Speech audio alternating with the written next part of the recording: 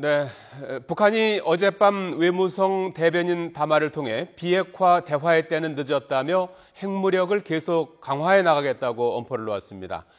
최근 한미일 육자회담 수석대표 회동 결과에 대한 반발인데 한미일 국방장관은 북한의 위협에 대한 공조를 강화하기로 했습니다. 취재기자 연결합니다. 김희준 기자. 네, 외교부입니다. 예, 자, 북한이 외무성 대변인 담화를 통해 핵무력을 계속 강화하겠다고 위협했는데요. 어제 밤에 나온 겁니까?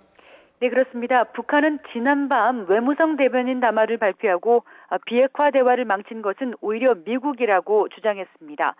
담화에서 북한은 미국이 지난주 한미일 육자회담 수석대표 회동에서 북한이 대화를 거부한 것처럼 진실을 왜곡했다며 이같이 밝혔습니다. 이어 북한이 합동군사연습과 핵실험 동시 중지를 제안했을 때 대화를 거부하고 군사연습을 강행한 것은 오히려 미국이라고 비난했습니다.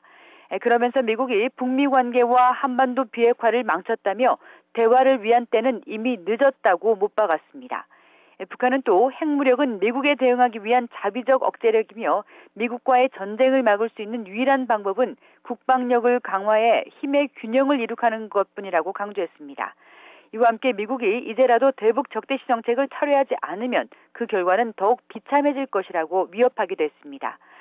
북한의 이 같은 담화는 한미 중일 4개국 육자회담 수석 대표들이 최근 잇따라 연쇄회동을 갖고 북한의 잠수함 발사 탄도미사일 사출 실험 등 위협에 대해 제재와 압박을 강화하기로 한 것에 강하게 반발하고 나선 것으로 풀이됩니다.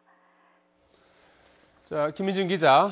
이에 앞서 어제 오후에 한미일 세 나라 국방장관이 싱가포르에서 잇따라 회담을 갖고 북한의 위협에 대한 공조를 강화하기로 했죠?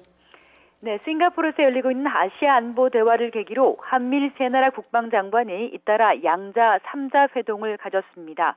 먼저 한미 양국은 국방장관 회담에서 북한의 위협과 도발을 결코 용납하지 않을 것이라며 의견을 같이 했습니다.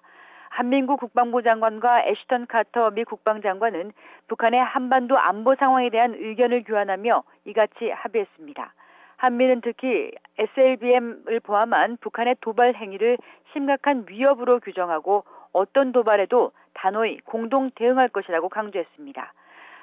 한미일 국방 대표들은 또 3국 국방장관 회담도 열어 북한의 도발 억제를 위해 국제사회와 함께 긴밀히 공조해 나가기로 했습니다.